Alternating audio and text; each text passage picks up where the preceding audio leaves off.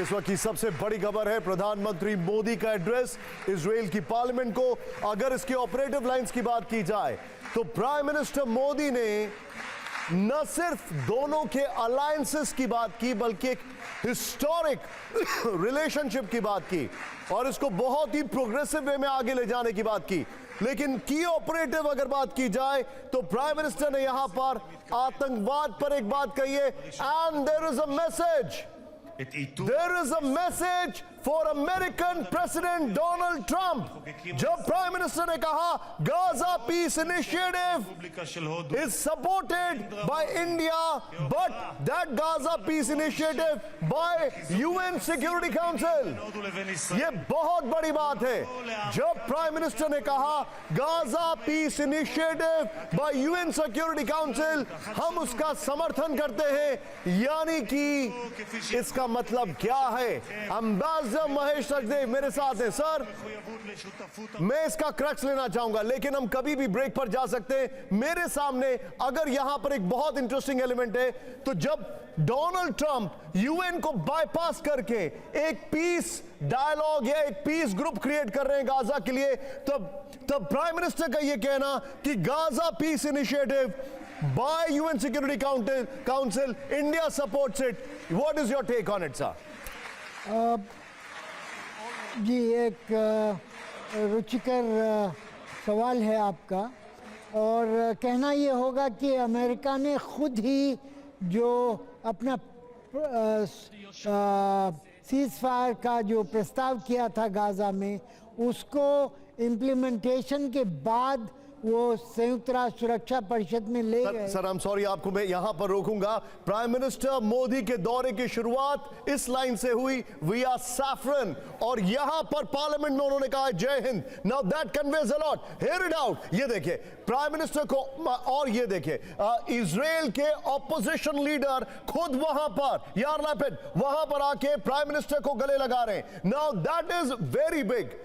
Netanyahu से उनकी मुलाकात हुई, उन्होंने कहा I've got the famous Modi हग, और यहां पर यार लैपिड इजराइल के ऑपोजिशन लीडर जैसे ही प्राइम मिनिस्टर पोडियम से उस एड्रेस बॉक्स से नीचे उतरते हैं वो प्राइम मिनिस्टर मोदी को हग करते हैं। That's a very big messaging.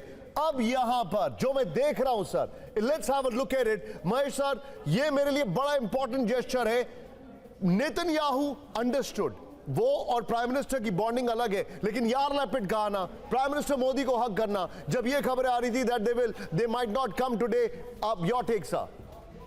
जी, ये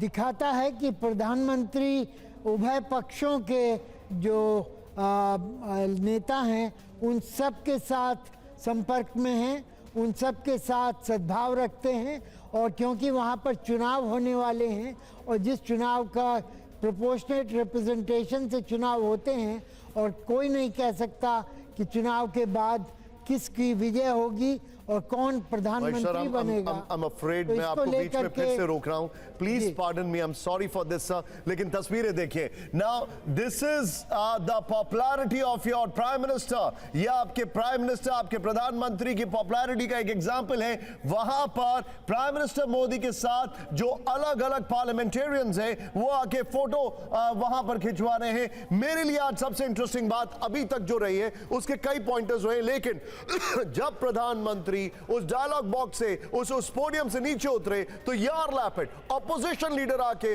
उनको हक कर रहे हैं। मनीष झा इजराइल की संसद से हमारे साथ लाइव है। Manish, this is very big, it's epic. Prime minister Modi और नेतन्याहू ब्रदरली अफेक्शन, और यार लैपिड आके उनको हक कर रहे हैं, और इस वक्त एक रॉक स्टार की तरह everybody is clicking pictures. Go ahead Manish. बिल्कुल निशांत, वैसे तो प्रधानमंत्री मोदी को भारत में रैलियों में या फिर विदेश में भी संबोधन के दरमियान मोदी मोदी के नारे लगाते हुए देखकर हमें और या आपको कभी कोई आश्चर्य नहीं होता था, लेकिन पहली बार मैंने देखा कि दूसरे देश के सांसद भी मोदी मोदी के नारे लगा रहे थे। जिस वक्त प्रधानमंत्री मोदी इजराइल के संसद के भीतर आए, या मुझे हटा दीजिए मनीष और इसको दिखाइए, मुझे हटा दीजिए। मोदी मोदी के नारे लगा रहे थे, और उसके बाद फिर प्रधानमंत्री मोदी के स्पीच के दरमियान भी वो गर्मजोशी तालियों की गड़गड़ाहट हम देख पा रहे थे। और उसके बाद बिल्कुल सही कहा आपने कि जैसे ही देखिए अभी भी जो सूरत हाल है कि प्रधानमंत्री मोदी का संबोधन खत्म हुआ और उसके बाद से लगातार जो इजरायली संसद के जो सांसद हैं, नेता हैं और दूसरे लोग हैं, वो सब प्रधानमंत्री के साथ अपनी फोटो, अपनी सेल्फी खींचने के लिए लगातार व्यस्त हैं। और अभी भी अगर आप देखिए तो जिस तरीके से मतलब प्रधानमंत्री मोदी को संसद के सदन से बाहर निकलने से पहले आप देखिए तो लगातार सभी नेता उनके साथ मिलना चाहते हैं। कारण ये है कि प्रधानमंत्री मोदी उनके लिए केवल सरकार के आमंत्रित मेहमान नहीं है, बल्कि इजराइल के दोस्त हैं। और जैसा कि खुद प्रधानमंत्री मोदी ने कहा कि उनका जन्म उस दिन हुआ था जिस दिन भारत और ने आधिकारिक तौर पर इजराइल को मान्यता दी थी। तो ये अपने आप में एक बड़ी बात है। प्रधानमंत्री ने भारत और इजराइल के रिश्ते को अपने जन्मदिन के साथ जोड़ा कि वो उस दिन पैदा हुए थे जिस दिन भारत ने Manish just look here it. Manish, आप शायद वहां पर एग्जैक्टली अभी स्क्रीन पर सिर्फ आप हैं और प्राइम मिनिस्टर मोदी के शॉट दिखाई दे रहे हैं। मैं देख रहा हूं एक एक पार्लियामेंटेरियन उनके साथ आके सेल्फी खिंचा रहा है। ये जो ऑनर दिया जा रहा है, ये जो एक बॉन्डिंग है भारत और इजराइल के बीच में, आप इसके ऊपर आपका कमेंट में लेना चाहूंगा। दिखाइए जरा मनीष, और वहां के जो अंदर से विजुअल्स आ रहे हैं।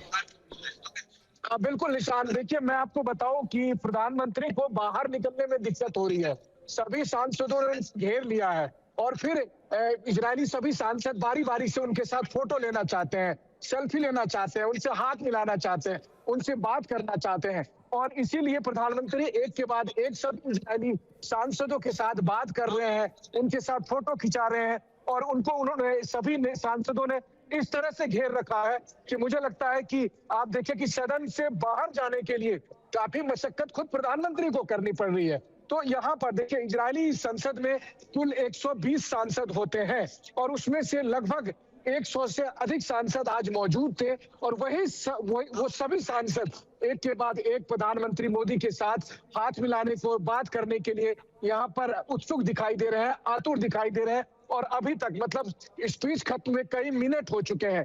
प्रधानमंत्री डायस से उतरे और फिर सदन में सभी सांसदों से मिलने गए और उसके बाद से उन्हें बाहर निकलना है। और हम मनीष, अगर मैं आपसे ये कहूं, लेकिन बट मुझे आप एक बात बताइए मनीष, अगर मैं ये कहूं आज जो प्रधानमंत्री ने भारत और इजराइल के रिश्तों को लेकर आज एक हिस्ट्री बताई, एक उसका ट्रेडिशनल आउटलुक बताया, मैं उसकी प्रैक्टिकलिटी अभी देख रहा हूं यहां पर in real time, in practical में देख रहा हूं। यह है बॉन्ड भारत और इजराइल का, क्योंकि प्रधानमंत्री ने कई स्टेट्स का जिक्र किया, 1971 वॉर हीरो का जिक्र किया। Manish, go ahead on that.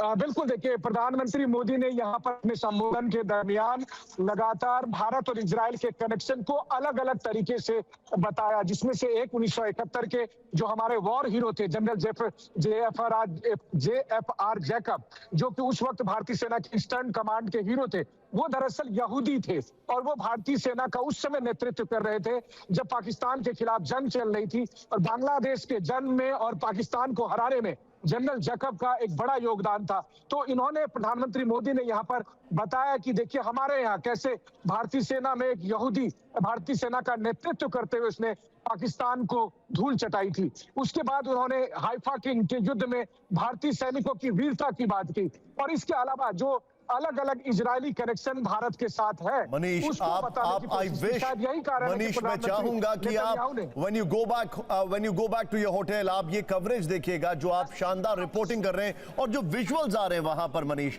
हम आपको और ये विजुअल्स ही सिर्फ स्क्रीन पर दिखा रहे हैं मनीष। ये मैं आपको क्या बताऊं, मुझे ऐसा लग ही नहीं रहा कि प्राइम मिनिस्टर वहां से एग्जिट कर पाएंगे अगले 5-10 मिनट, क्योंकि इतनी भीड़ है, इतने सारे फोटोग्राफ्स के लिए लोग जुड़ रहे हैं यहां पर। मनीष, बिल्कुल, देखिए प्रधानमंत्री एक के बाद एक सभी सांसदों से मिले और सभी सांसद उनसे मिलने के लिए यहाँ पर बहुत ही आतुर थे, बहुत ही उत्सुक थे। वो उनसे हाथ मिलाना चाहते थे, उनके साथ फोटो खिंचवाना चाहते थे।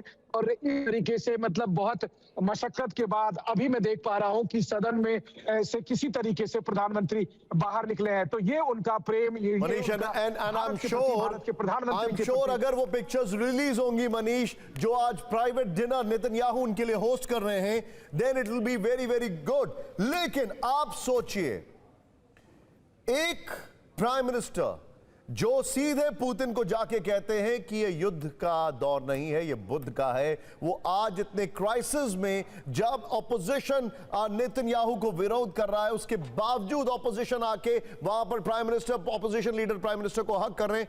दैट शोज भारत की न सिर्फ न्यूट्रलिटी लेकिन भारत की एक्सेप्टेबिलिटी।